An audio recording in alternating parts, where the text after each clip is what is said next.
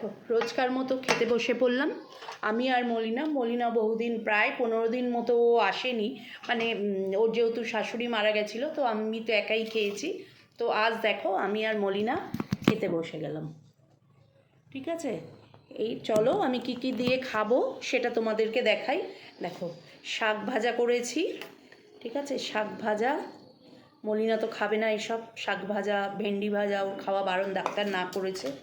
তো চলো শাক ভাজা নিয়ে নিলাম, এখানে একটু ভেন্ডি ভাজা নিয়ে নিলাম, ঠিক আছে। এই যে দেখো মুগ ডাল করেছি, তোমরা আমার আগের ব্লগেই দেখতে পেয়েছো আমি কি কি রান্না করেছি। তো মুগের ডাল করেছি, একটু ডাল নিয়ে নিলাম। এখন তো সবার খাওয়া হয়েই গেছে, অনেকটা লেটে খেতে বসলাম আমি। আর এদিকে একটু পটল পোস্ত সর্ষে নারকোল দিয়ে করেছি। চলো একটা পটল নিয়ে নিই, এই যে পটল নিয়ে নিলাম, ঠিক আছে।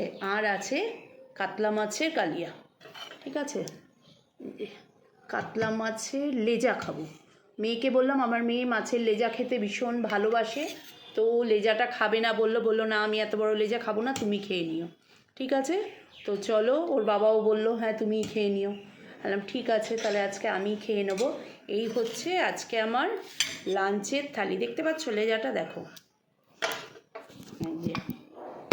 তো চলো আমি খেতে থাকি, তোমরা দেখতে থাকো। এই হচ্ছে আমার লাঞ্চের থালি, দাঁড়া একটু ঘুরিয়ে দিই দেখতে সুবিধা হবে।